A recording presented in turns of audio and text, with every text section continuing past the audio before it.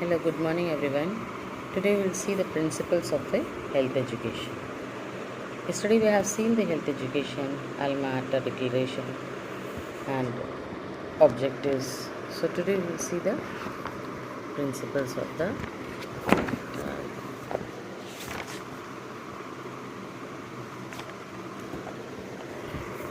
health education. Health education encompasses two activities, teaching and learning. That means health education means it encompasses teaching and learning. In this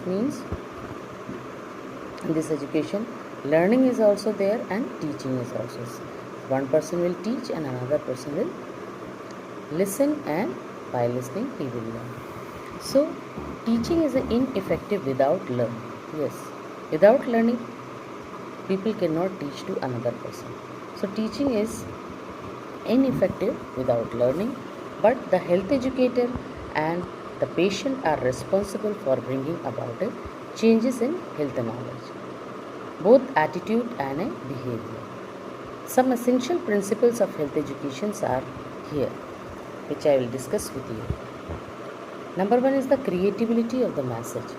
It is the degree to which the message to be communicated is perceived as trustworthy by the receivers. Yes, what the message we are giving, or we have to create the message such as the receiver can receive it with a trustworthy or with a full of believers. Then comes the creating interest among the participant. Yes, we have to create an interest among the participant. Participant can participate with a full interest. It is a psychological principles that people are unlikely to listen to things that are not of their interest. If a health program is based on the felt needs, people will participate in the program willingly. Yes, if the psychological principle, it is the psychological principle of the people. People's psychological principle is like that, they don't want to listen carefully. If the health program is based on the felt need, according to the need of the person, if the health program is there, then people will be participate in their program willingly. Then comes the motivating the participant. Yes, we have to participate, motivate the participant also. Motivation is like a petrol engine that drives the mental engine. It is the fundamental desire in very person to learn. Motivation is contagious. One motivated person may spread motivation throughout the group. Yes, one motivated person may spread the motivation, may spread the news to the motivated news through the group. That is why this is the motivation, the participant. Then enhance comprehension of content. It means health education should be based on the level of understanding, education and hierarchy of the people at whom the teaching is desired. Teaching should be within the mental capacity of the audience. Yes, if we are teaching some points to the people, in front of the people, there should be a mental capacity. According to the mental capacity of the people, we have to explain our procedures, our relevant talk. If they don't have a capacity, they can't understand. So according to their mental capacity only, we have to give the explanation. Then comes the ensure reinforcements. Repetition at intervals is necessary to promote the learning. Without reinforcement and feedback, student cannot go back to the preference stage.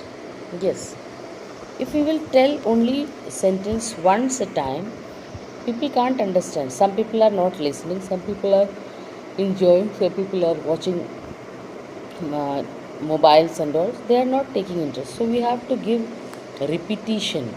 Repetition at interval we have to give. It is necessary to promote the learning. Then comes the encourage active participant. Yes, all in group all are not active participant. So we have to encourage only the active participant. Participation is a keyword in a health education. It is based on the psychological principles of the learning. Health education should aim at encouraging people at work actively with the health workers and others in identifying their own health problem and also in developing solutions. Health education should aim at encouraging people. Yes, health education's main aim is to encourage the people to work according to with the health worker and others in identifying their own health problems and also in developing solutions. The Alma Ata Declaration states the people have a right and duty to participate individually and collectively in the planning and implementation of their healthcare. Now comes the learning by doing. It is very important, learning by doing. If we will do, we will never forget it. Teaching is effective when individuals actively participate in a health education and learning become active and quicker. If the individuals are made active physically as well as psychologically. Then comes the known to unknown. It is based on the appreciative mass theory of learning. The people in community know something and be health educator enlarge this knowledge. If the health educator link new knowledge with the old knowledge, it can enhance the learning. Yes, if the health educator add a new knowledge with a health educator link a new knowledge with the old knowledge, it can enhance or it can be more effective for a learning. Then comes the maintaining good human relation.